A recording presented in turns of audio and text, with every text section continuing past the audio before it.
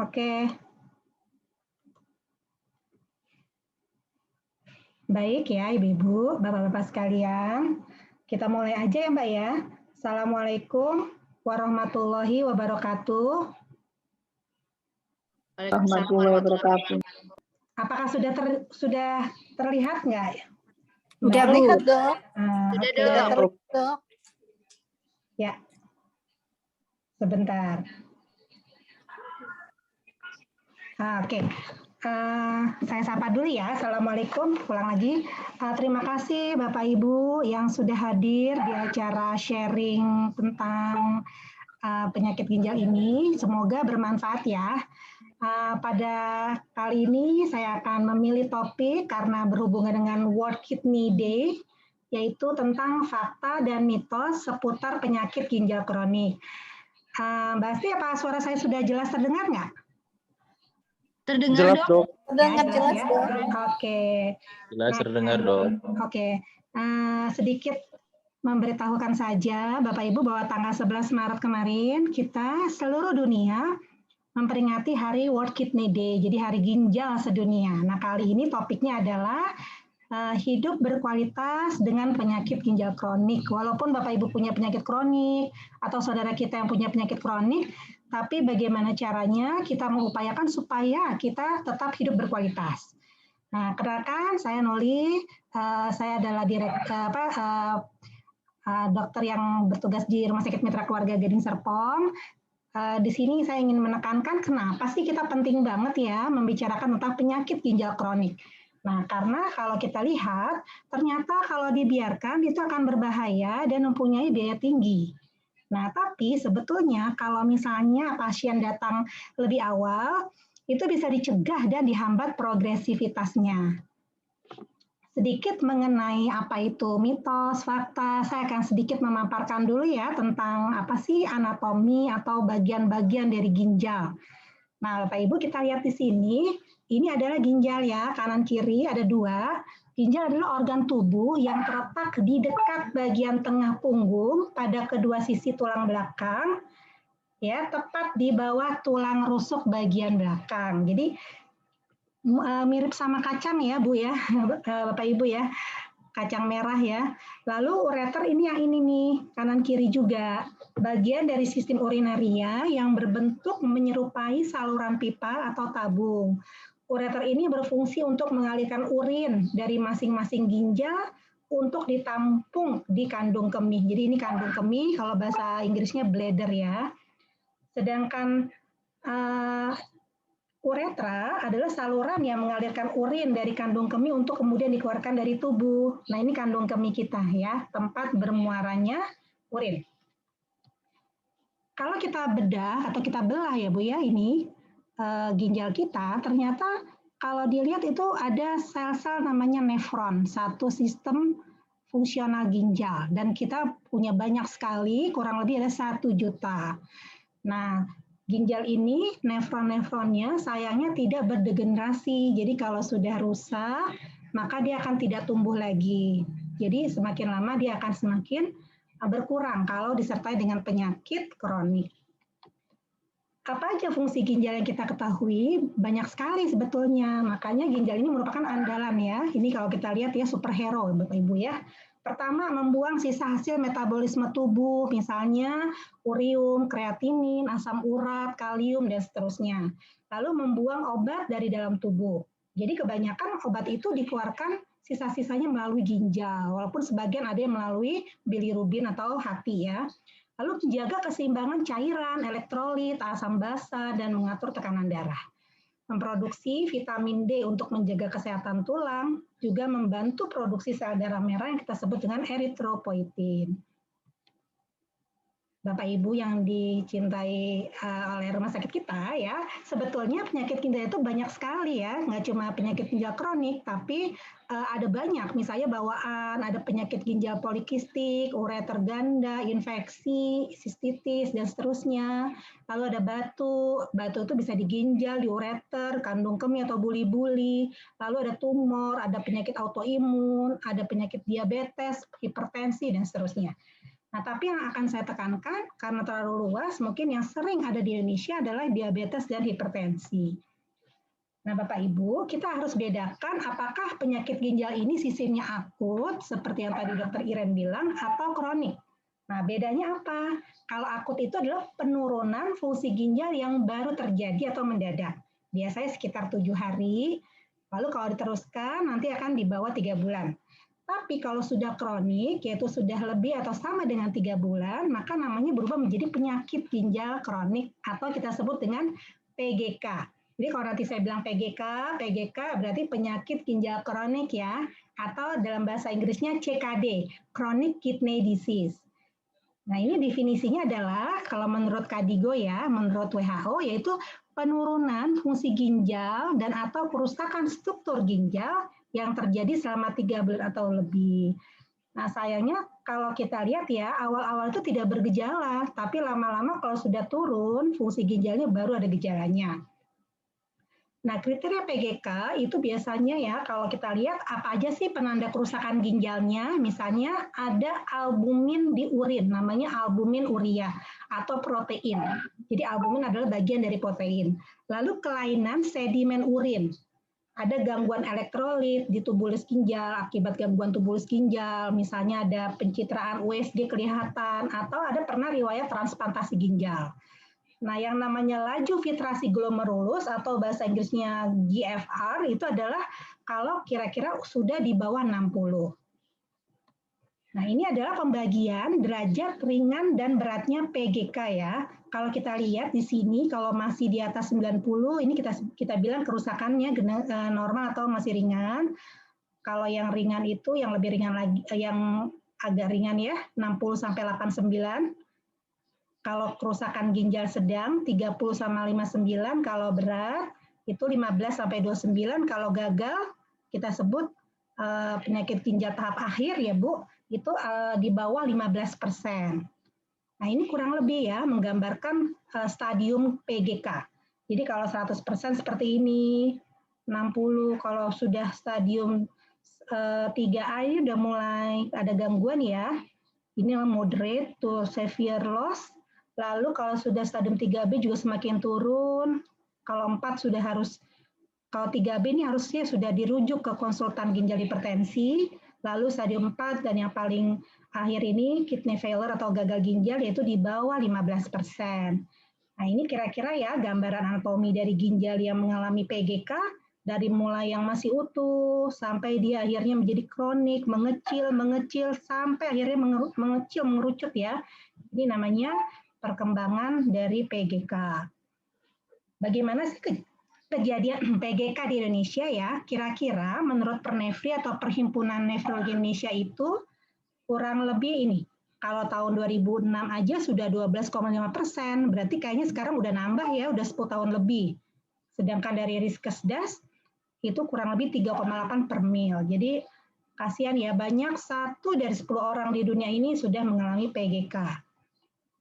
Penyebabnya bisa macam-macam, tapi yang paling banyak di Indonesia adalah diabetes dan hipertensi. Di sini bisa ada radang ginjal polikistik tuh banyak kista ya, biasa dari bawaan, ada batu yang juga banyak di Indonesia, tumor, infeksi dan sebagainya. Nah, kadang-kadang kita mohon maaf ya, suka beli obat sendiri, merasa enak, obat nyeri misalnya, lama-lama menjadi sering mengkonsumsi obat-obatan yang tidak terkontrol, tidak terkendali, akhirnya juga menyebabkan PGK. Kenapa ini PGK menjadi masalah dunia saat ini? Karena PGK ini terus berkelanjutan. Ya, sebentar saya terima telepon dulu ya, sebentar. Kalau lagi itu nanti ini ya, sok antigen aja. Jadi sampai saat ini kita hanya bisa menghambat progresivitasnya jangan sampai lari ke stadium 5. Jadi tetap harus dipantau, dikendalikan jangan sampai dari stadium 2, stadium 3 lanjut ke stadium 4, stadium 5. Jadi memang tidak dapat disembuhkan karena perjalanan penyakitnya akan terus-menerus ya. Terus-menerus, lalu memerlukan pengobatan seumur hidup. Ya. Kemudian menyebabkan berbagai komplikasi, terutama adalah komplikasi dari kardiovaskular atau jantung, stroke ya. Yang paling sering saya hadapi itu sakit jantung dan stroke. Kemudian berpotensi menyebabkan gagal ginjal memerlukan terapi pengganti ginjal. Nah, apakah terapi pengganti ginjal nanti akan saya jelaskan. Jadi gejala penyakit ginjal kronis ini bervariasi, mulai dari tanpa gejala atau gejala ringan sampai gejala yang berat. Kira-kira kalau dikumpulkan ya, banyak gejala yang masuk ke rumah sakit itu misalnya mengeluh mudah lelah, sulit berkonsentrasi, mual muntah, buang air kecil kok sudah mulai berkurang, atau ada buang air kecil kok agak merah atau berbuih gitu ya. Lalu kakinya bengkak dan yang paling sering adalah gatal-gatal. Nah kemudian, ini mau nanya nih, bila sakit ginjal, sakit pinggang ya, pasti sakit ginjal atau enggak? Ayo jawab, siapa nih yang bisa? Iya dok. Apa nih mitos sama fakta? Kalau sakit pinggang pasti sakit ginjal. Iya itu. Iya, fakta. Nah, jadi saya lihat ya ini. Jadi belum tentu kalau sakit pinggang pasti sakit. Kalau sakit ini ya, belum tentu, bisa jadi itu ototnya, otot pinggangnya, tulangnya gitu ya. Jadi belum tentu kalau misalnya dia sakit pinggang bisa jadi karena kelainan tulangnya, otot atau yang lain. Jadi memang harus ditelusuri lagi, belum pasti ya. Jadi ini harus dievaluasi lagi. Bukan pasti ya Ibu, Bapak-bapak. Nah, satu hal yang paling sering untuk mencerminkan PGK adalah didapatkannya protein atau albumin dalam urin yang merupakan petanda paling dini adanya kerusakan ginjal. Nah, ini banyak orang yang bilang ini ginjal bocor gitu. Sebetulnya bukan itu yang tepat ya, tapi memang adanya kerenggangan dari si penyaringan ginjalnya sehingga albumin yang harusnya tidak keluar menjadi keluar. Nah, ini ada pertanyaan lagi nih, Bapak Ibu. Penyebab penyakit ginjal kronik terbanyak di Indonesia adalah hipertensi. Benar apa enggak? Benar. Coba kita lihat ya jawabannya ya. Oke, betul. Fakta. Jadi yang paling banyak adalah hipertensi. Jadi hipertensi ini harus dikontrol supaya tidak berkembang menjadi penyakit ginjal kronik, Bapak Ibu ya. Nah, karena kita sudah tahu nih, waduh kalau hipertensinya tidak terkontrol, tidak terkendali, nanti lama-lama saya bisa menjadi PGK ya. Berarti harus rajin kontrol ke rumah sakit minimal sebulan sekali ya, Bapak Ibu. Nah, kira-kira faktor resiko yang utama untuk menjadi PGK adalah tadi hipertensi atau tekanan darah tinggi, lalu penyakit gula atau diabetes, penyakit jantung pembuluh darah, apakah itu jantung koroner, gagal jantung, adanya stroke. Nah, coba tanya-tanya nih, atas dan kiri ya, kanan kiri. Keluarga pernah nggak dinyatakan dokter sakit ginjal? Nah, jadi harus dilihat. Apakah om saya, kakek yang segaris ya, yang dekat itu ada nggak sih sakit ginjal? Nah, kalau ada, kita harus waspada. Karena ini merupakan dari penelitian, resiko penyakit ginjal kronik itu ada. Nah ini kalau kita lihat lagi penelitiannya, ternyata diabetes sangat beresiko, usia lanjut, hipertensi, keluarga, ras Afro, Afrika ya itu juga.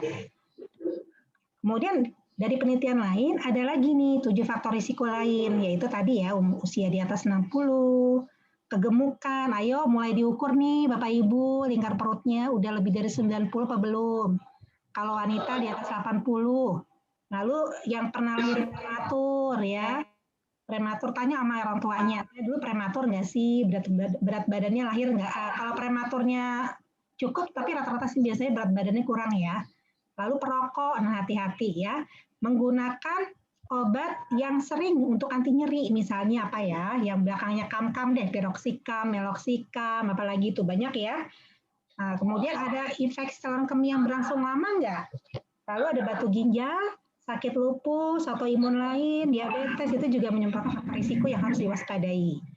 Nah, ini ada pertanyaan lagi. Bila sudah gagal ginjal, tidak bisa diobati. Ayo, fakta atau mitos? Fakta, Dok. Kita lihat ya. Nah, bukan tidak bisa diobati sih, maksudnya tetap bisa diobati, tapi tidak sembuh, maksudnya gitu ya. tetap kita harus berusaha untuk paling tidak diminimalisir atau dikendalikan percepatan progresivitasnya. Oke. Nah, jika sudah gagal ginjal, tadi saya bilang berapa Bu? Di bawah 15% ya, laju filtrasi glomerusnya, maka akan membutuhkan namanya terapi pengganti ginjal yang dibutuhkan seterusnya, seumur hidup. Jadi, kalau ada pasien datang, keluarga kita, kalau memang sudah dikirim ke nefrologis, ke ahli ginjal, kalau memang sudah dia katakan, Ibu, Bapak harus semangat ya, butuh terapi pengganti ginjal, nah itu jangan sedih, jangan dianggap vonis hukuman mati gitu ya Bu, tapi terimalah dengan lapang dada, ini merupakan terapi pengganti ginjal yang membantu menopang kehidupan kita. Jadi istilahnya itu kita butuh gitu. Kita butuh supaya fungsi ginjalnya dibantu. Ibaratnya kalau kita pakai kacamata untuk membaca, alat inilah ya, kacamata inilah namanya terapi pengganti ginjal. Jadi supaya kita bisa membaca dengan baik, kita butuh kacamata. Supaya kita bisa mengeluarkan tadi fungsi ginjal itu, mengeluarkan air, mengeluarkan racun, kita butuh alat. Nah, apa aja alatnya? Kita lihat di sini ada 3 macam ya, terapi pengganti ginjal ini. Pertama, dialisis atau hemodialisis, ini yang biasa dilakukan di klinik, rumah sakit, seminggu 2 kali ya. Lalu ada CAPD, nanti akan dijelaskan. Nah, yang ketiga adalah cangkok atau transplant ginjal. Jadi namanya TPG, terapi pengganti ginjal. Nah, Bapak Ibu, ini adalah hemodialisis. Jadi kan nggak stres kan mukanya kan? Mukanya ceria gitu ya, seneng. Jadi nggak usah khawatir. Jadi bisa sambil baca, sambil dengerin lagu, bisa sambil hemodialisis. Nah, ini mesin hemodialisisnya, ya. Ini duduknya nyantai, ya. Nah, kenapa biaya hemodialisis ini sebetulnya sih kalau bisa dicegah ya, tapi ya nggak apa-apa kalau emang harus dibutuhkan. Alhamdulillah kita dibantu oleh JKN, oleh BPJS ya, oleh pemerintah, yaitu seminggu 2 kali. Alhamdulillah ya, kalau dipikir-pikir ini biaya lumayan mahal banget atau besar ya. Kita lihat ya, 1 kali HD itu atau hemodialisis 1 juta. Seminggu 2 kali, berarti kira-kira berapa nih? 2,5 juta per minggu, 10 juta per bulan, itu gratis Bapak Ibu ya untuk hemodialisisnya. Sedangkan kalau kita lihat biaya BPJS mengeluarkan dana itu sampai 4,8 triliun per tahun. Itu luar biasa ya, banyak sekali biayanya. Kita lihat perkembangan hemodialisis ini dari Indonesian Renal Registry ya tahun 2018, kita punya IRR. Perkembangannya makin lama makin meningkat nggak Ibu-Ibu?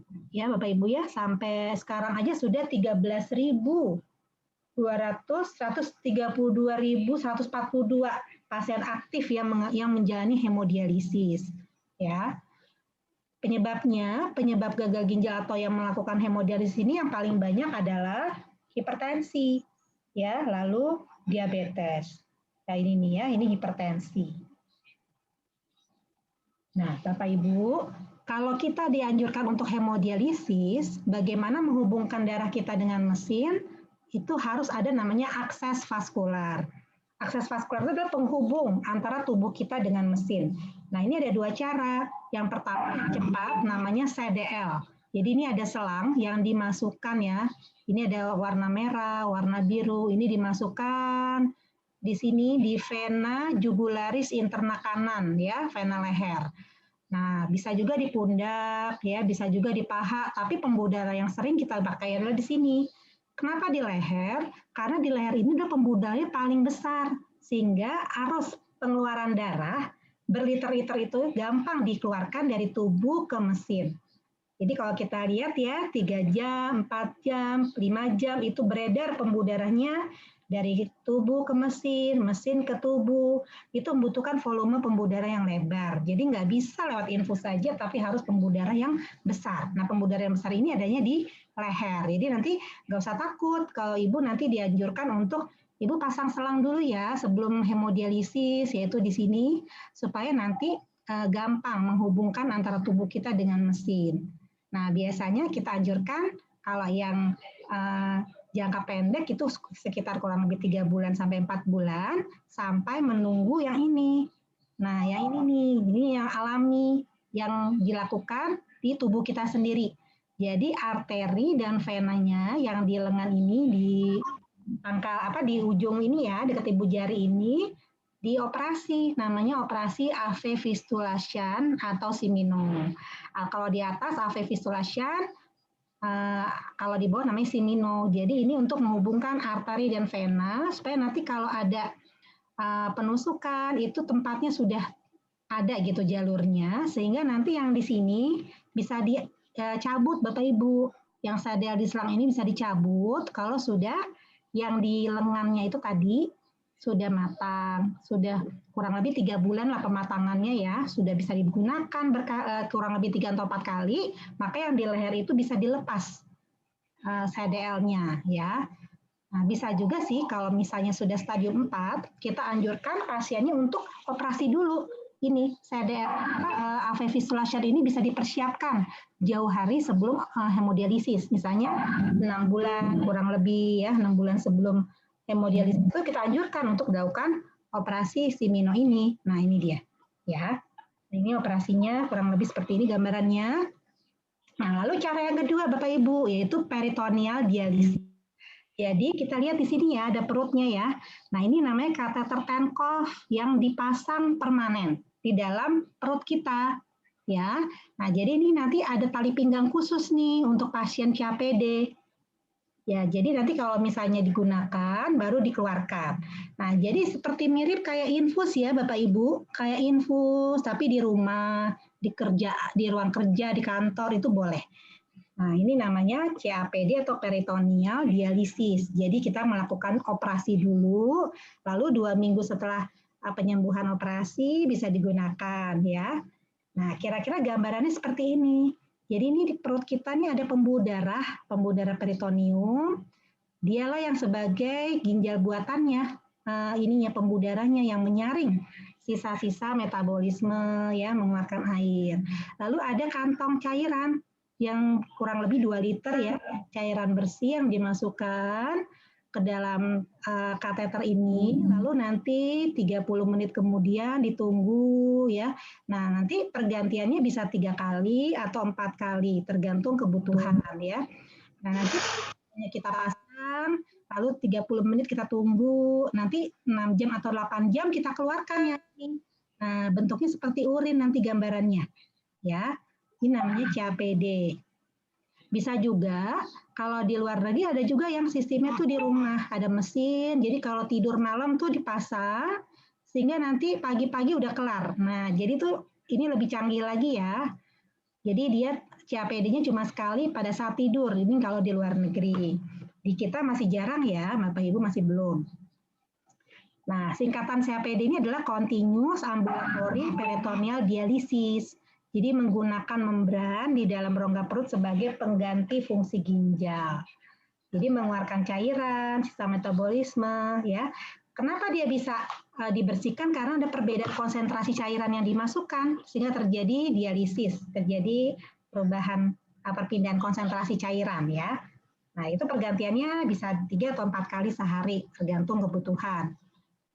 Kemudian Bapak Ibu yang selanjutnya terapi pengganti ginjal adalah transplantasi ginjal. Nah, transplantasi ginjal ini adalah memberikan satu ginjal kepada keluarga kita atau pasien ya. Nah, ini nggak perlu yang rusak ini ya, yang sudah kronik ini itu nggak perlu dibuka atau nggak perlu dikeluarkan. Jadi hanya ditanamkan saja di sini ya. Jadi nanti dipasang ureter, lalu ada darahnya disambungkan gitu ya. Nah, ini kita sudah lakukan di Indonesia, yaitu di Rumah Sakit RSCM, Gatot Subroto, di luar Indonesia, di luar DKI juga ada ya, rumah sakit besar. Jadi terapi pengganti ginjal suatu prosedur bedah untuk mengganti organ ginjal yang mengalami gagal ginjal. Nah, di Indonesia baru ada donor hidup dari keluarga diutamakan. Jadi kalau di luar negeri ada donor mati yang sudah meninggal baru didonorkan, tapi kalau di Indonesia baru donor hidup saja. Nah, tapi jangan lupa setelah operasi harus minum obat pasca transplantasi secara rutin, nggak boleh putus karena supaya menghindari rejeksi atau penolakan ya. Nah, ini ditanggung oleh BPJS, tapi ada beberapa pemeriksaan yang biasanya dimintakan untuk sharing cost-nya ya. Nah, jadi teman-teman jangan tergiur nih, Ibu, iming-iming dengan pengobatan alternatif, herbal, yang bisa menjadi yang bilang begini, pokoknya kalau makan ini udah bebas cuci darah. Nah itu keliru ya, tindakan-tindakan atau obat-obat herbal itu tidak bisa karena secara teori perjalanan penyakitnya terus dan sampai akhirnya di stadium 5 gitu ya. Nah, jadi yang menyembuhkan adalah transplantasi ginjal. Nah, ini Bapak Ibu ya ilustrasinya. Jadi ditanamkan di sini. Nah, ini bisa dilakukan di Indonesia. Nah, jadi pertanyaan lagi nih, mitos atau fakta? Pasien yang mendapat donor ginjal tidak perlu menjaga makanannya lagi. Benar apa enggak? Mitos. Nah, ya. Jadi tetap harus menjaga baik yang donor maupun yang menerima karena kan punya satu ginjal di dalam tubuhnya yang efektif.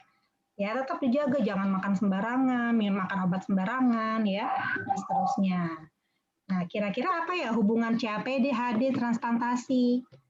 Nah, ternyata Bapak Ibu ya, kalau misalnya Bapak Ibu, aduh nggak mau HD, misalnya ada masalah jantung nggak kuat atau masalah-masalah kesulitan akses, ini boleh pindah ke CAPD. Atau dari CAPD-nya sudah dinilai tidak efektif lagi oleh dokternya, maka bisa pindah ke HD.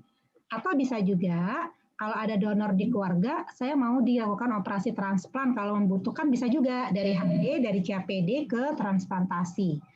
Tapi kalau seandainya sudah transplantasi ternyata ginjalnya itu hanya efektif bisa misalnya hanya bertahan 8 tahun, 10 tahun, maka dia akan kembali lagi menjadi penyakit ginjal kronik stadium 5, maka boleh dia memilih apakah CAPD atau HD. Jadi bukan berarti kalau sudah transplant itu seumur hidup pasti ginjalnya baik, enggak juga ya, tergantung kualitas donor yang diberikan. Jadi kadang-kadang pasien saya itu ada yang transplant sampai 2 kali, bahkan ada yang 3 kali. Ya, ada yang 2 kali karena 10 tahun sudah selesai masa bakti tanda kutip ya, ginjal donornya sudah tidak berfungsi lagi, lalu ada donor tambahan lagi di kedua ya, di transplant kedua. Nah, kira-kira kapan ya kita mulai pencegahan? Nah, kita pelajari dulu nih bahwa secara umum ya pasien itu kan tadi ada faktor resiko ya tadi ya, ada usia, penyakit ginjal kronik, hipertensi. Nah, kalau diketahui awal sakit, maka kita harus menjaga mengendalikan hipertensinya, gula darahnya, protein urianya harus diturunkan nilainya, kreatininnya juga harus ditahan, diusahakan turun, jangan tinggi terus. Nah, ini semuanya nih butuh penanganan nih, jangan sampai terus ke sini. Ya, jadi kalau bisa ditahan-tahan sampai sini aja, jangan sampai gagal ginjal gitu ya. Kira-kira apa aja langkah pencegahannya? Pertama, Ibu Bapak kenalilah fungsi ginjal. Lalu perhatikan faktor risiko yang ada dalam tubuh kita, ya, dalam keluarga kita, pasien yang ada di keluarga kita. Apakah ada diabetes, darah tinggi, batu. Lalu kenali gejalanya. Ya, biasanya awal-awal belum bergejala, tapi nanti kalau sudah buang air kecilnya sudah berkurang, pasien akan mengeluh bengkak, gangguan pipis, atau ada mual muntah gitu ya. Nah, pemeriksaan akan dibutuhkan nih, misalnya tekanan darah rutin tiap bulan, periksa urinalisis, albuminnya ada apa nggak sih, kreatinin gimana. Lalu menjaga kesehatan dan informasi harus yang benar. Jangan bilang begini, saya dapat informasi dari tetangga saya yang sudah HD, sudah cuci darah begini-begini dok. Saya dapat informasi dari tetangga, dari teman dekat. Jangan, kalau bisa carilah ahli yang di bidangnya gitu. Baik itu misalnya dokter, perawat, HD, atau tenaga kesehatan lain ya. Yang paling penting adalah pencegahan primer. Jadi kalau bisa kita cegah jangan sampai dia diabetes, jangan sampai dia hipertensi. Nah, lalu sekunder dari yang hipertensi diabetes ini jangan sampai PGK. Nah, ini ada pertanyaan lagi nih Bapak Ibu. Mitos atau fakta ya, bila sakit penyakit ginjal kronik dianjurkan minum yang banyak. Kira-kira gimana? Ayo siapa yang mau jawab? Fakta. Nah, ada lagi yang lain? Mitos, dok. Nah, jadi Bapak Ibu, kalau penyakit ginjal kronik, justru harus hati-hati minum air putihnya. Karena apa? Karena kalau semakin banyak minum, maka fungsi ginjalnya atau ginjal akan terbebani untuk melakukan dialisis lebih banyak, kerja lebih banyak, penyaringan, pengeluaran ya. Nah, jadi kira-kira gimana ya untuk penyeimbangan? Nah, biasanya saya sampaikan begini, coba deh sekali-sekali diukur, bangun tidur, buang air kecilnya, lalu ditampung, catat, buang. tampung, catat, buang, kira-kira dalam 24 jam itu berapa sih buang air kecilnya? Nah, kalau biasanya itu yang berdampak seperti ini ya, udah stadium 4, stadium 3B ke atas ya, stadium 3B, 4, 5, nah itu harus diukur, kira-kira minumnya itu adalah kira-kira 2 gelas belimbing tuh bonus ditambah jumlah air kencingnya atau jumlah pipisnya. Jadi kalau misalnya pipisnya cuma 700, tambah 400 atau 500, berarti saya harus minum maksimal 1.200.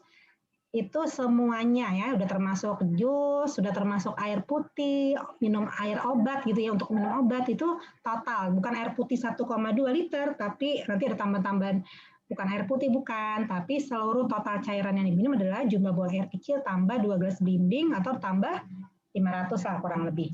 Nah, seperti itu ya. Jadi saya ulangi lagi, gimana cara pencegahannya? Ayo jaga tetap aktif dan fit, jangan mager kata orang sekarang ya. Jangan diam aja, jangan males, jangan cuma rebahan gitu ya. Ada kamu jam berapa besok deh? Kendalikan kadar gula darah kalau HbA1c itu kalau bisa.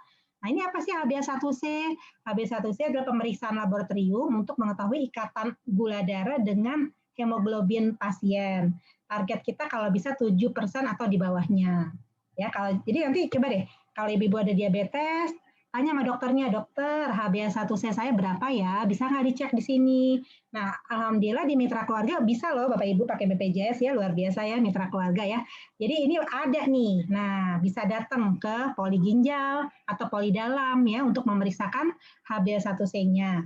Lalu ayo jangan lupa kendalikan tekanan darah. Kalau bisa di bawah 140/90, syukur-syukur segini. Nah, jadi jangan sampai tinggi. Makan makanan yang sehat, jaga berat badan kita jangan gemuk, normalkan kolesterol, asam urat. Tadi minum ya, jangan berlebihan ya. Saya masih banyak yang saya tanya ke pasien itu minumnya sampai ada yang 3 liter, 4 liter itu jangan ya, karena akan bisa menyebabkan sel otaknya akan bengkak ya. Akan bengkak, nanti akan menyebabkan hiponatremia atau natriumnya menjadi rendah. Nah, yang merokok jangan sampai merokok lagi, harus sudah berhenti. Jangan memakai obat bebas sembarangan tanpa indikasi yang jelas. Jadi harus tanya ini gunanya apa, berapa lama minumnya, ya, makannya bagaimana caranya gitu. Jadi harus hati-hati. Periksa fungsi ginjal dan albumin dalam urin jika kita mempunyai faktor resiko. Nah ini ya, tadi diulangin lagi target tekanan darahnya. Nah, lalu ada pertanyaan nih, mitos atau fakta, obat darah tinggi dan obat anti diabetes bila minum jangka panjang dapat mengganggu fungsi ginjal. Ayo, siapa yang mau tanya? Siapa yang mau jawab? Fakta dok. Mitos. Mitos atau fakta ya? Coba kita buka. Oke. Nah, ternyata jawabannya mitos. Kenapa mitos? Nah, ini jawabannya ya, Bapak Ibu. Obat antihipertensi atau obat anti diabetes tidak menyebabkan sakit ginjal meskipun dikonsumsi jangka panjang. Tapi harus betul-betul obatnya jangan sembarangan tadi, yang milih harus dokter ya. Nah, ini nih. Nah, jawab pos nih ya. Ini ada yang keliru ya. Dia bilang begini, radang ginjal kronis diabetes gini serta konsumsi obat. Nah, ini nih, hal ini merupakan, nah ini nggak boleh nih. Nah, dia bilang begini nih, serta konsumsi obat penurun tekanan darah dan obat penurunan gula berisiko merusak fungsi ginjal. Nah, ini ditegur oleh perhimpunan ya, Perhimpunan Ginjal Indonesia, ini salah ya.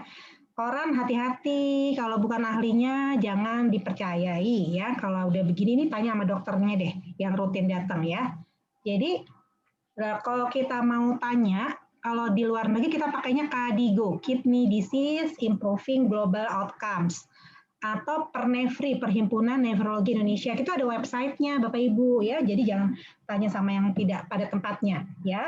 Nah kalau pakai herbal, kalau herbalnya nggak jelas isinya apa, dia disarankan not using herbal. Jangan menggunakan herbal pada pasien PGK ya. Jadi jangan sembarangan. Walaupun tuh herbal, tapi herbalnya kalau yang herbal yang biasa, kunyit yang biasa, tapi nggak berlebihan ya mungkin boleh, tapi sedikit lah, jangan terlalu banyak. Tapi kadang-kadang herbal itu nggak ada komposisinya gitu, kita nggak tahu isinya apa yang jelasnya ya. Nah, Bapak Ibu, untuk supaya PGK-nya tidak berkelanjutan menjadi penyakit ginjal kronik tahap 4, tahap 5, ayo rutin cek tekanan darah, gula darah, albumin, kreatinin. Nah, ini biasanya minimal per 3 bulan lah paling telat ya. Siapa saja yang harus dicek? Ini ya tadi ya, saya ulangi lagi, riwayat keluarga, sering coba sembarangan, ini harus diprioritaskan. Nah, untuk hipertensi dan penyakit ginjal karena merupakan penyebab utama, ini harus diperhatikan secara hati-hati. Jadi jangan sampai ibu bapak yang punya kena hipertensi jadi abai gitu. Nggak mau minum obat darah tinggi, nanti bisa bikin gangguan ginjal. Atau bosan minum obat darah tinggi terus. Atau gimana gitu, nggak memperhatikan. Nah, kalau bisa, kalau ibu mohon maaf ya, kalau punya dana, ayo beli aja alat hipertensi yang digital. Jadi bisa cek sendiri, nanti tanya sama dokternya gimana cara pakainya. Ya, jadi upayakan catat di rumah, oh saya tensinya pagi segini, malam segini gitu ya. Sehingga bisa di-compare, dilihat, oh mana yang lebih tinggi pagi atau malam. Ya, jangan lupa periksa yang lain, periksa jantung, mata, ya lab itu juga harus dipantau, ginjal jantungnya, terutama mata, jantung itu paling sering ya pemeriksaan itu ya untuk melihat komplikasi dari hipertensi. Begitu pula dengan diabetes harus diperiksa. Kalau ibu punya alat pemeriksaan gula darah mandiri itu lebih bagus lagi ya, supaya kita bisa tahu nih, oh di rumah sehari-hari gula darah puasa saya segini, 2 jamnya segini gitu ya. Jangan lupa periksa albumin kreatinin rasio. Nah kalau nggak ada ya terpaksa pakai urinalisis lengkap. Mudah-mudahan Direktur Rumah Sakit kita menyediakan ini nih, albumin kreatinin rasio atau ACR ya. Memang saat ini masih rumah sakit tipe A yang menyediakan albumin kreatinin rasio. Rumah sakit tipe B sama tipe C masih belum ya. Diharapkan nanti kita bisa melayani ini, ACR ini. Karena ini sangat efektif, akurat untuk menilai kerusakan penyakit ginjal. Nah, Bapak Ibu mesti tahu ya, kenapa sih albumin urea ini sangat diperhatikan. Nah, kita lihat di sini. Kalau misalnya Bapak Ibu punya nilai, dia itu ACR-nya ini. Kalau di atas 300 sih udah berat nih peningkatannya. Kalau sedang antara 30 sampai 300 mg per liter. Kalau masih di bawah 30 masih oke lah gitu ya, masih agak-agak bagus, masih oke banget gitu. Tapi kalau sudah di sini A2 atau A3 apalagi, nah ini harus hati-hati.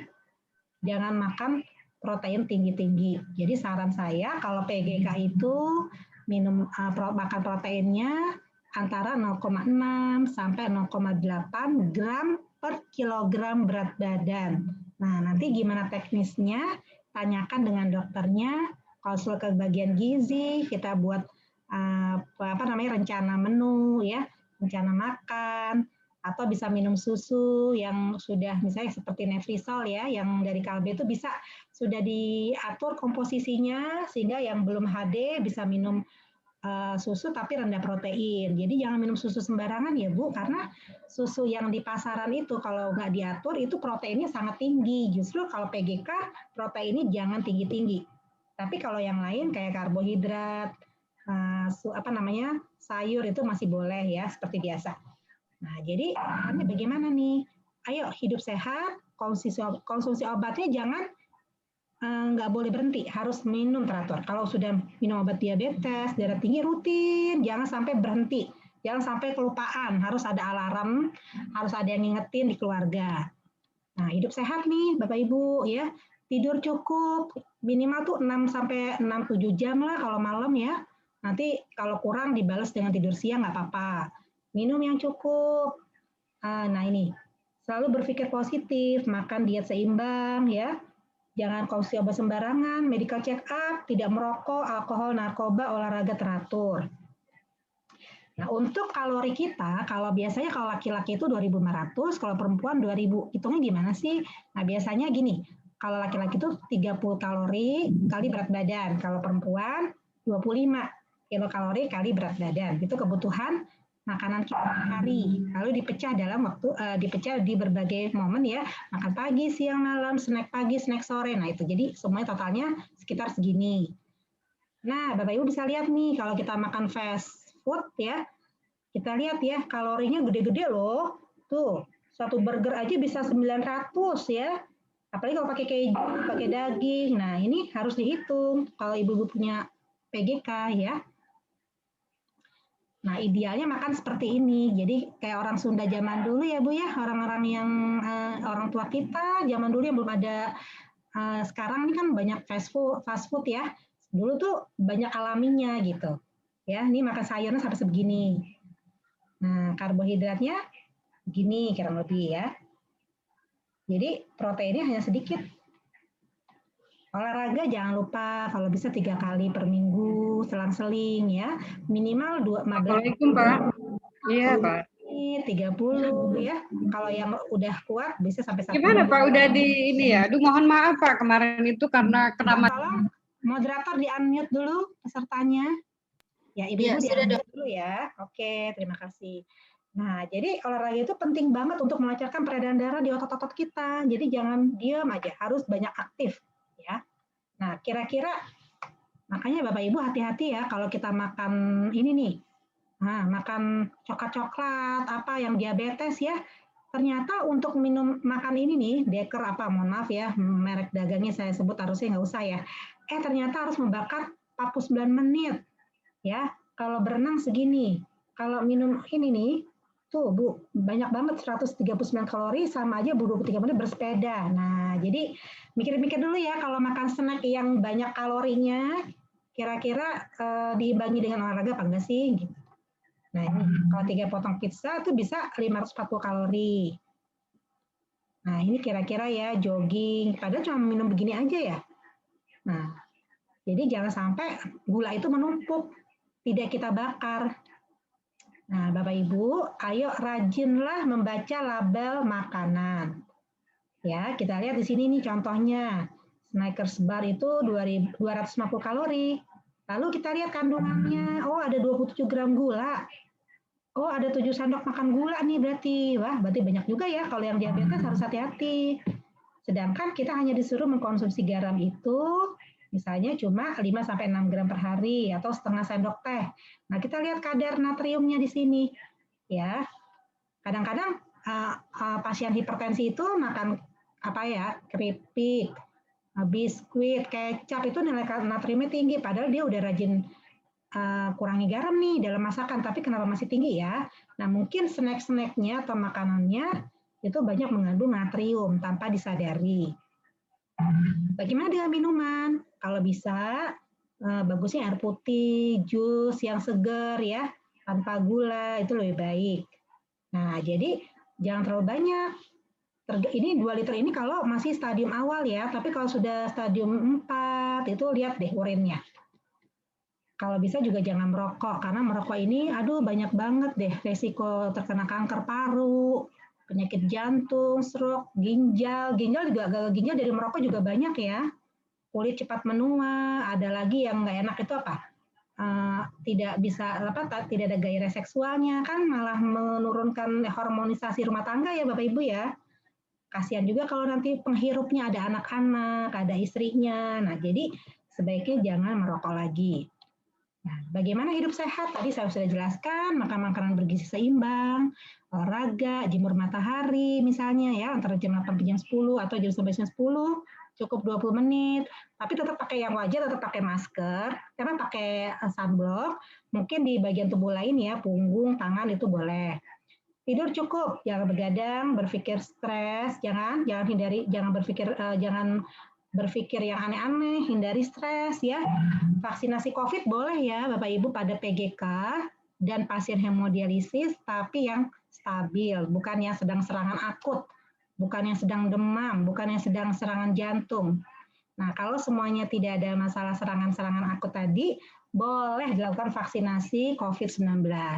Apalagi yang lansia itu dianjurkan walaupun dia sudah hemodialisis, dianjurkan vaksinasi supaya terhindar dari penyakit ini. Karena kalau sudah penyakit COVID kena itu biasanya menjadi berat pada pasien PGK.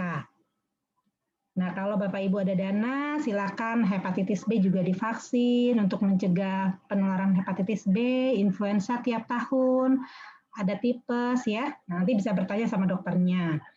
Karena kita di area COVID ini, pandemi ini, jangan lupa selalu cuci tangan, jaga jarak, pakai masker yang benar. Banyak makan sayur buah, minum ini kalau untuk normal ya 80 gelas per hari ya. Nah, Bapak Ibu, kira-kira begitu. Tip khususnya berarti apa nih? Sakit pinggang tidak selalu sakit ginjal. Kristal pada urin tidak selalu kencing batu, jadi belum tentu harus lakukan USG juga, dilihat kalau perlu CT scan. Tidak semua sakit ginjal harus minum banyak. Obat antihipertensi atau antidiabetes jangka panjang tidak menyebabkan sakit ginjal. Jadi yang merusak itu penyakitnya ya, bukan obatnya. Karena obatnya dipilih yang penting-penting, yang prioritas. Jadi memang tujuan untuk mencegah progresivitasnya. Nasihat untuk dokter, ya, nasihat dokter untuk sakit ginjal tidak sama untuk setiap pasien. Jadi karena penyakitnya beda-beda, tidak sama ya, Bapak Ibu. Nah, jadi itu aja. Terima kasih sudah mendengarkan. Mohon maaf bila ada kekurangan. Assalamualaikum warahmatullahi wabarakatuh. Ya, waalaikumsalam warahmatullahi wabarakatuh. Terima kasih, Dokter Nuli. Wah, Ya. Sahabat Mika sekalian, tadi penjelasannya dari Dokter Nuli mengenai mitos dan fakta seputar penyakit ginjal kronis. Ternyata banyak banget ya mitos-mitos yang ada mengenai penyakit ginjal kronis ini. Ya, baik, sahabat Mika sekalian, kita akan masuk ke sesi diskusi dan tanya jawab ya. Ini akan saya bagi menjadi beberapa termin. Untuk yang pertama, saya buka dulu 3 pertanyaan yang sudah masuk di room chat. Nanti setelah itu 3 lagi kemudian saya buka untuk Bapak Ibu yang ingin bertanya langsung ke Dokter Nuli. Oke, baik Dok, saya bacakan pertanyaan dari room chat dulu ya Dok. Boleh. Oke, baik. Sebentar. Ini yang pertama saya lihat tadi dari pertama dokter presentasi sudah banyak banget nih yang masuk pertanyaan di room chat. Saya mesti pilih dulu. Bentar. Oke, baik. Yang pertama dari Ibu Murni ya. Dok, boleh tanya, apabila ada benjolan atau kista di dalam ginjal, apakah dampaknya ke fungsi ginjal? Lalu bagaimana cara mengobatinya? Kemudian bagaimana cara meningkatkan fungsi ginjal atau makanan apa saja yang sebaiknya dikonsumsi dan apa saja yang harus dihindari? Mungkin tadi sudah ada di presentasi ya. Dan juga ini tadi di bawah pertanyaan dari salah satu juga ada yang menanyakan bagaimana meningkatkan fungsi ginjal. Baik Dok, silakan Dok untuk bisa dijawab. Ya. Nah, kalau kistanya kecil ya, kistanya kecil di bawah 1 cm itu biasanya diabaikan sih, nggak usah terlalu khawatir. Cuma kalau kistanya banyak, besar-besar, kadang-kadang bisa menimbulkan perdarahan. Nah, itu biasanya kita rujuk ke urologi. Apakah perlu diangkat kistanya atau tidak gitu. Biasanya kalau polikistik atau banyak kistanya baru nanti ini ya diperhatikan ada tindakan tertentu. Tapi kalau kistanya kecil-kecil sebaiknya sih ya tidak ini aja diperhatikan aja tadi cara makannya.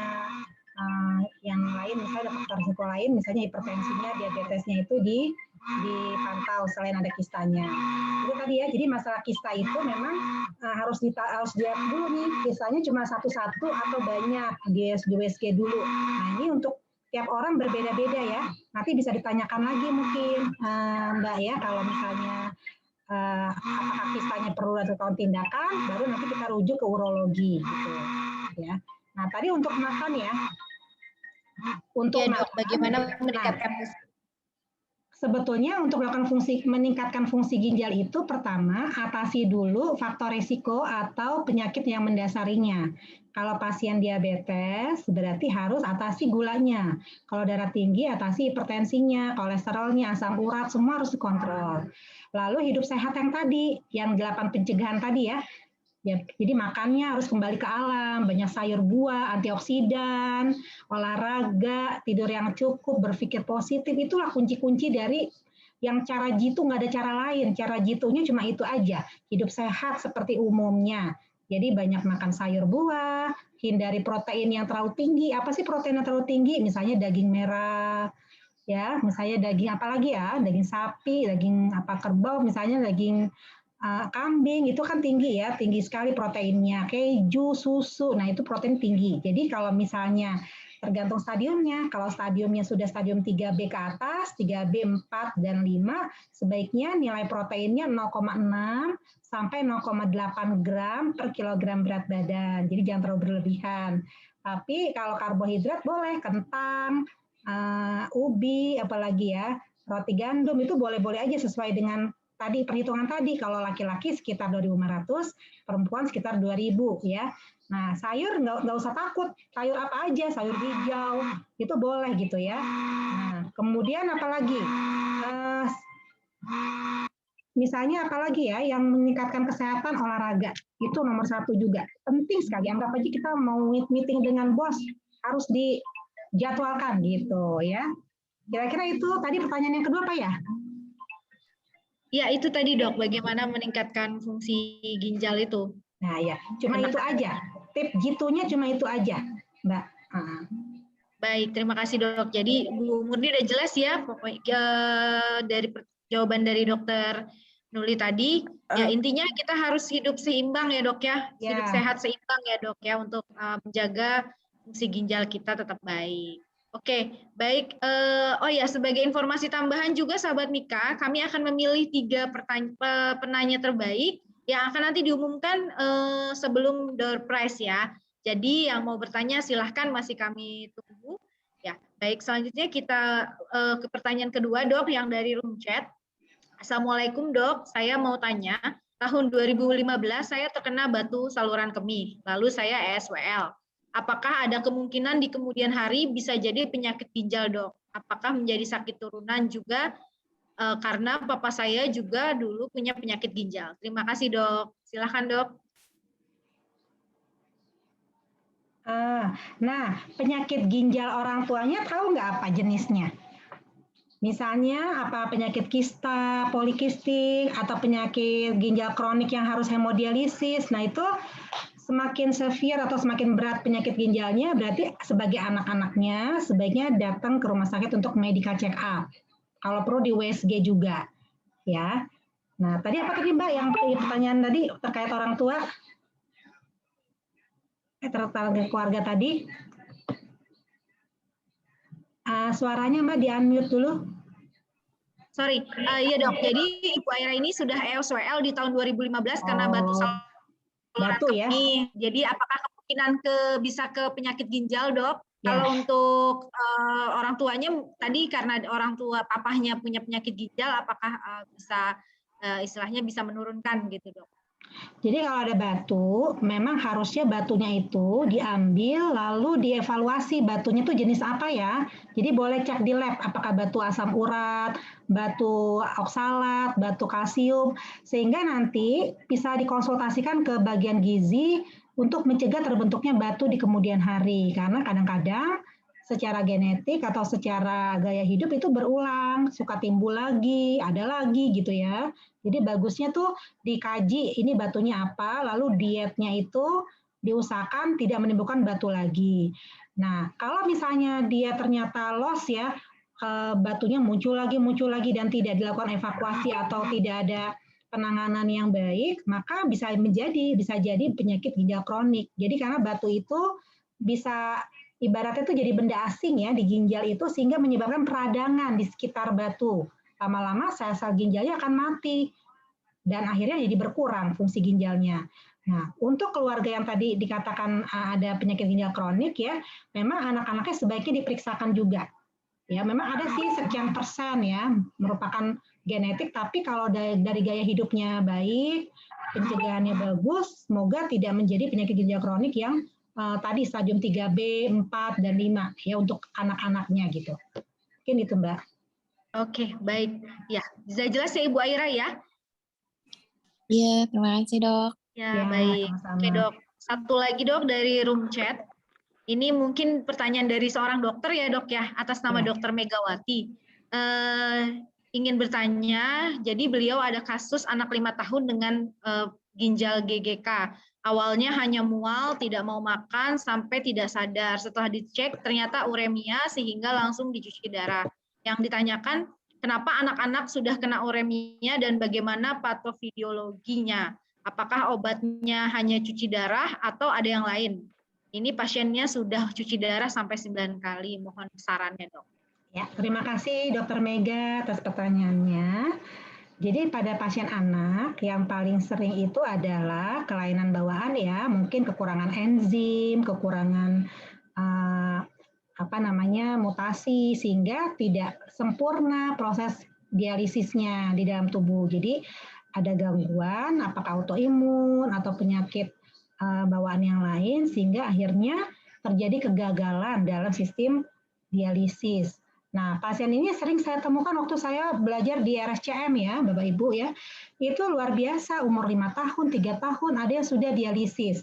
Nah, kebanyakan tapi kalau orang tuanya educated ya, well educated, baik pendidikannya, itu orang tuanya melakukan CAPD. Nah, jadi yang paling banyak pilihan itu kalau anak-anak justru peritoneal dialisis.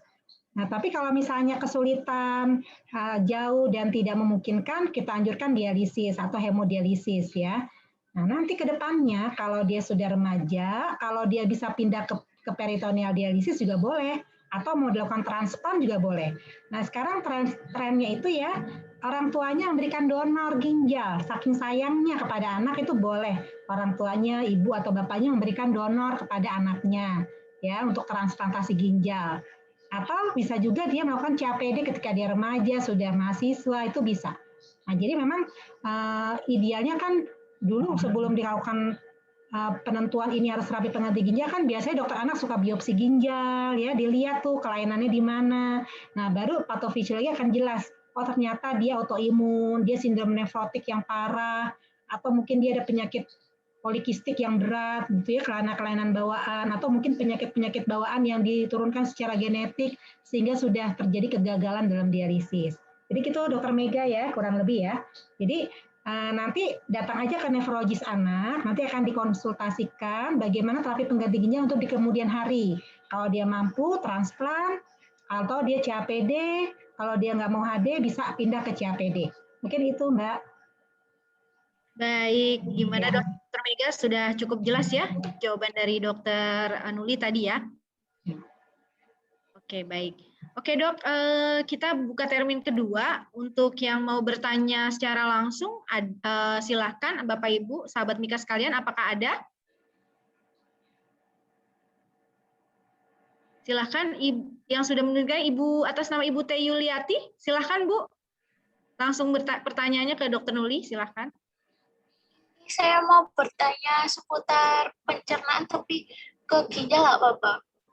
Ya, sebentar saya ke Ibu Teh Yuliati dulu ya. Silakan Bu atas nama Ibu Teh Yuliati. Ya, makasih Mbak Moderator. Assalamualaikum warahmatullahi wabarakatuh. Dok, saya itu penderita hipertensi sudah 4 tahun. Selama ini saya mengkonsumsi obat hipertensi yang 5 mili, tapi kapan tuh sempat saya boringnya Dok ya. Pada akhirnya tekanan darah yang tinggi saya bukan main itu 190/100. Akhirnya saya berobat. Jadi mendengar paparan yang dokter berikan, salah satu pemicu utama dari PGK itu adalah hipertensi. Berarti sangat-sangat berbahaya. Saya minta kiat-kiatnya Dok, biar saya tuh nggak boring juga minum obat hipertensi. Lalu juga kalau kiat hidup sehat segala macam udah saya lakukan ya, udah kita lakukan. Cuman memang berat badan saya lumayan kalau dibanding tingginya masih inilah sekitar 67 loh, lumayan berat sekali nih.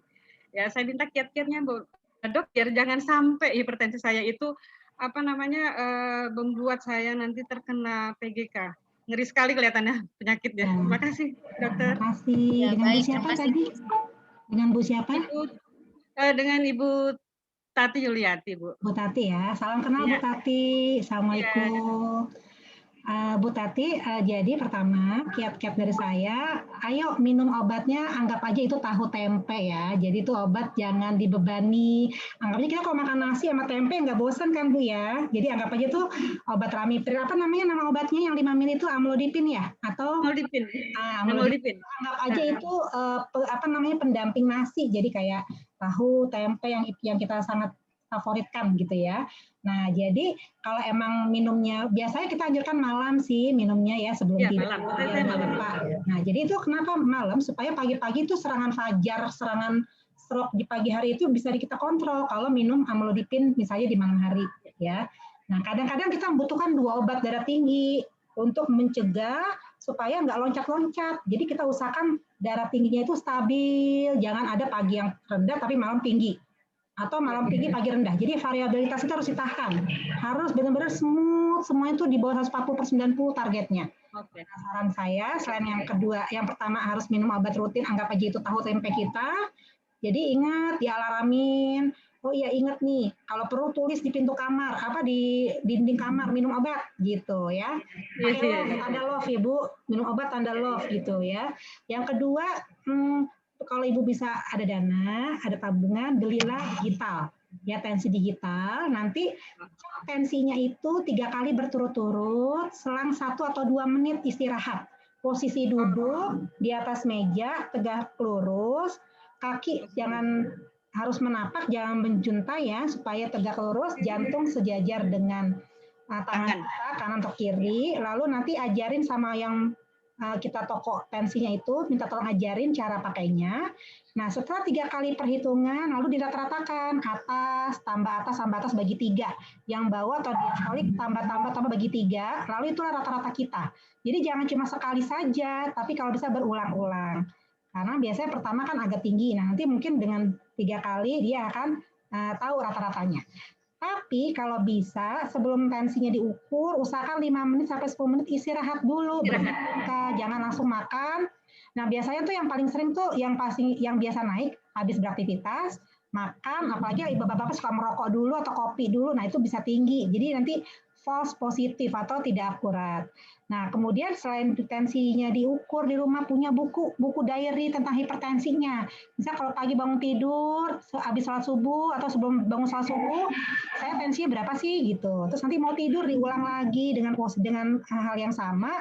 Oh ternyata segini, berarti oke nih, terusin aja. Nah kalau misalnya masih tinggi terus nanti lapor. Ketika bawa ke dokter, bukunya dibawa. Ketika pergi ke dokter bawa bukunya, kasih tahu dok nih tensi saya segini. Bagus nggak ya? Nah, nanti dokter akan memberikan nasihat. Oh, berarti harus ada penambahan dosis kah, pengurangan kah, atau menambah obat, gitu ya. Kalau nambah obat, Ibu jangan cemberut ya, kok tambah lagi, gitu. Harus, oh ya siap dok, gitu ya. Oke, gitu. Jadi ekspresinya harus senyum aja ya Bu, yang penting yang terbaik gitu. Lalu yang ketiga kurangi garam, karena orang Indonesia, Asia itu sensitif dengan garam. Minum garam, makan garam dikit aja udah naikin tensi. Itu penelitian ya, ternyata dari penelitian orang Jepang, orang Asia itu sensitif sama garam. Jangan cuma garam dapur, tapi juga garam yang ada di makanan, kecap, apalagi kecap asin, keripik, apa aja deh ya. Lalu jangan lupa lihat label yang tadi saya lihat ya, natriumnya berapa sih? Pokari Sweat, hati-hati ya, kalau itu kan natriumnya tinggi misalnya. Mohon maaf bukan merek dagang ini ya, maksudnya boleh tapi harus dilihat ya kandungan natriumnya. Nah terus yang berikutnya olahraga rutin ya, kontrol yang lainnya juga Bu, kolesterolnya, asam uratnya, gulanya semua dikontrol karena hipertensi itu punya teman-teman seperjuangannya tuh harus kita atasi ya, musuh dalam selimutnya harus diatasi. Olahraga pelan-pelan 2 atau 3 kali seminggu rutin ya, anggap aja itu kalau Ibu kerja meeting sama bos harus dijadwalkan, harus penting, harus nggak boleh yang sesuai dengan keringanan kita aja, apakah senang bersepeda statis atau apa-apa ya yang kira-kira bisa membuat kita bergairah, olahraganya semangat ya. Nah kemudian makan sayur dan buah yang banyak karena itu antioksidan. Karena pada hakikatnya hipertensi adalah peradangan kronik dari si dinding pembuludarannya. Jadi rajin makan sayur buah ya yang banyak. Nah gitu. Kira-kira begitu Bu. Nah kalau bisa rutin berobat, jangan bosan ya, selalu update terus nilai-nilai albumin urinnya, kreatininnya dipantau minimal 3 bulan sekali. Itu Bu ya. Oh berarti kalau saya cuma, saya hanya 2 kali dalam 1 hari itu saya ukur tensinya hanya 2 kali dok. Gitu. Ya. Oh berarti harus 3 kali ya? Iya. Makasih dokter. Iya sama-sama. Penjelasannya. Iya baik, sudah jelas ya Ibu Tati Yuliati ya tadi penjelasan dari dokter ya. Oke, baik.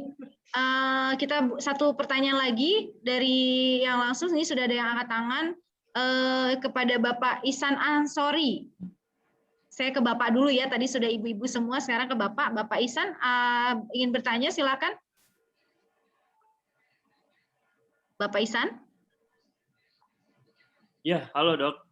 Ya, silakan. Ya ini sebenarnya pertanyaan istri saya juga. Jadi saya punya mertua, orang tua istri saya itu udah divonis ada gangguan jantung. Nah, sama ada penyakit MAH juga. Sudah 2 tahun ini dia mengkonsumsi obat yang cukup banyak. Terus banyak juga nih saudara-saudara yang ngasih obat-obat herbal gitulah dan obat impor, obat Cina gitu. Nah, cuman akhir-akhir ini dia tuh kayak sering ngerasa sakit perut, sakit pinggang gitu. Kita khawatir apakah itu bisa dikategoriin gangguan ginjal atau gimana ya? Atau karena pengaruh obat-obatan yang terlalu banyak. Itu aja sih, Dok. Ya, pakai telur ya. Terima kasih. Terima kasih pertanyaannya. Langsung jawab ya, Mbak? Ya dok, silakan dok. Nah, jadi kalau begitu penyakit jantungnya harus dieksplor ya. Kira-kira penyakit jantung apa ya yang apakah bahaya, apakah sedang, ringan, itu rutin ke dokter jantung. Kalau bisa minta tolong pada dokternya untuk mengkonsultasikan ke ahli ginjal supaya sama-sama.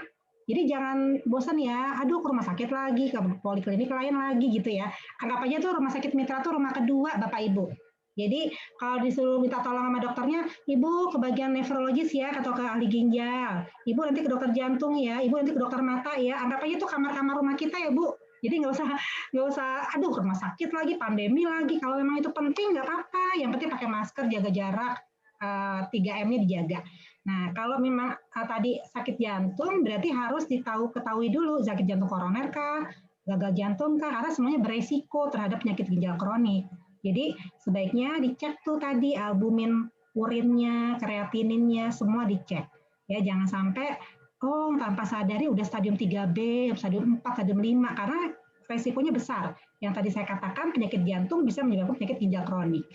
Nah, tadi untuk herbal sebaiknya coba dicek lagi itu isinya apa.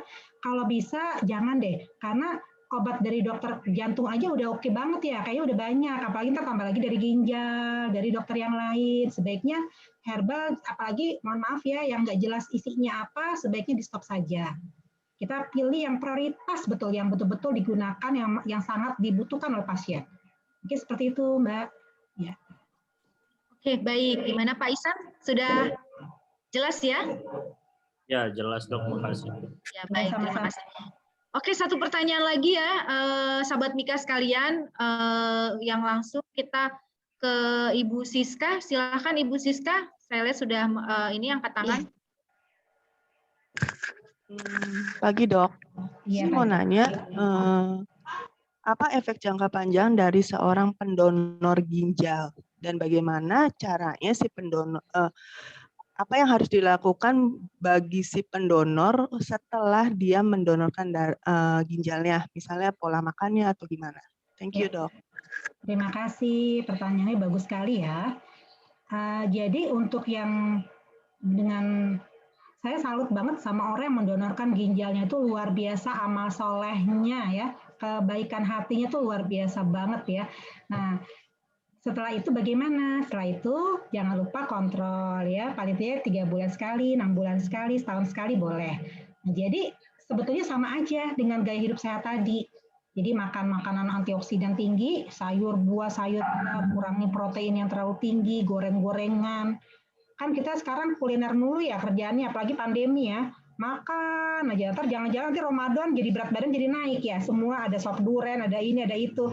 Nah, jadi sebetulnya nggak boleh makan berlebihan. Jadi kalau bisa untuk yang mendonorkan ginjal, pilih deh. Saya proteinnya mau ayam aja, jangan ada ayam, ada ikan, ada daging, apalagi gitu. Jadi cukup satu macam kalau makan protein ya. Terus udah gitu kalau misalnya makan telur ya udah telur aja sama sayur buah. Nanti malamnya ikan, nanti malamnya besok lagi proteinnya apa misalnya ayam. Jadi dipilih-pilih, jangan terlalu rakus tanda kutip dengan protein tinggi ya. Jadi itu. Pertama, gaya hidup sehat tadi, olahraga, tidur yang cukup, berpikir positif, makan sayur buah yang banyak. Nah, itu sama aja sebetulnya dengan orang lain. Nah, biasanya donor itu kan dipilih yang bagus-bagus ya, jangan yang sakit diabetes, hipertensi kronik baru dijadikan donor, enggak. Biasanya orang-orang yang betul-betul agak sehat baik gitu ya, yang udah dipilih sama tim dokter, diseleksi supaya dia itu nggak resiko untuk penyakit ginjal kronik di kemudian hari cepat gitu. Jadi orang-orang ini sudah terpilih, tinggal dia menjaga saja gitu. Minumnya juga cukup, jangan terlalu banyak ya, cukup kurang lebih berapa sih 30 cc per kilo minum proteinnya itu. Ya, jadi tadi Mbak, jadi nggak apa-apa, insya Allah aman ya. Yang penting tadi gaya hidup sehat, olahraga, sayur buah. Jadi harus ganti paradigma kita, sayur buah itu lezat, sayur buah itu enak, sayur buah itu bermanfaat buat kita. Jadi jangan kuliner kayak anak remaja sekarang ya, maunya seblak, maunya bakso, lah itu tuh ditinggalin. Jangan sampai kita nafsu aja makan yang begitu-gitu ya. Udah mulai mikir, oh ini berarti proteinnya harus dijaga, harus yang berkualitas, jangan banyak goreng-gorengan gitu ya. Supaya nanti kenapa? Supaya kolesterol di pembuluh darahnya nggak terlalu banyak. Jadi kalau pembuluh darahnya bagus, tidak banyak kolesterol yang menempel, aliran oksigen ke ginjal walaupun cuma 1, itu terjamin, dan aliran darah ke jantung juga baik kalau kita makannya dijaga. Mungkin gitu Mbak Esti. Oke, baik. Gimana Ibu Siska? Sudah cukup jelas? Oke, makasih ya dok. Iya, baik. Oke, sahabat Mika sekalian, ya mohon maaf sayang sekali ya karena keterbatasan waktu untuk sesi tanya jawab ini kita sudahi dulu. Namun untuk sahabat Mika sekalian yang masih